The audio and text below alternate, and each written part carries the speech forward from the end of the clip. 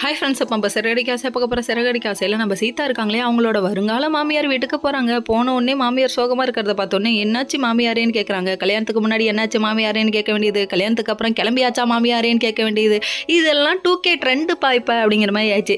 சரி, இதெல்லாம் ஒரு பக்கம் இருக்குது. அதுக்கப்புறம் ஒன்றும் இல்லை, மறுபடியும் சஸ்பெண்ட் ஆகிட்டான் அப்படின்னு சொல்கிறாங்க. அங்கே ஊன்னு ஒப்பார வச்சுட்டு இருக்காங்க. உடனே உள்ளே போய் பார்த்தா என்ன நேர்மை, அது என்னமோ மாயமோ மந்திரமோ தெரியல, உண்மையும் நேர்மையும் ரத்தத்திலே கலந்துருச்சுன்னு ஒரு டைலாக்ல அடிக்கிறாரு. தம்பி, நீ பார்த்தது ஒரு ஃப்ராடுத்தனம், இதில் வேற பார்க்கறது எருமை வேலை, இதில் உனக்கு பெருமை குத்துவாங்களா?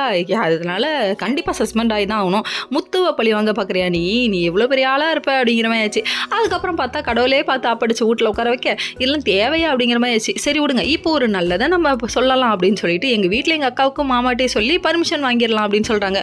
உடனே ஜலபுல ஜங்குன்னு குஜாலா ஆயிட்டாரு போல. சரி விடுங்க, இது ஒரு பக்கம் இருந்தாலும் இன்னொரு பக்கம் மீனாவோட அம்மாவுக்கு பயங்கர சந்தேகம். மீனாட்ட புலம்புறாங்க, இவ அடிக்கடி ஃபோன்லேயே கைமா இருக்கா, மெசேஜ் பண்ணுறா, லேட்டாக வீட்டுக்கு வரா, எனக்கு என்னமோ சந்தேகமாக இருக்குன்னு சொல்லி அதெல்லாம் ஒன்றும் இல்லைம்மான்னு சொல்லிட்டு சமாளிக்கிறாங்க. சமாளிச்சுட்டு இங்கே வீட்டுக்கு வரலான்னு இங்கே வந்தால் இங்கே ஒரு அக்கா போரே நடக்குது. என்ன பார்த்தீங்களா, அந்த நகையை கொண்டு வந்துடும், இனி கொடுக்கறதும், இதை வாங்க மாட்டேன்னு சொல்லிட்டு முறுக்குறாங்க. இதை பார்த்தோன்னே ஸ்ருதியும் ரவியும் வாங்குவாங்களா வாங்க மாட்டாங்களான்னு இவங்க பெட் கட்டிக்கிறாங்க. ஏடோ, அவங்க வாங்குறதுக்கு நீங்கள் எதுக்குடா பெட் கட்டிக்கிறீங்க அப்படிங்கிற மாதிரி ஆயிடுச்சு.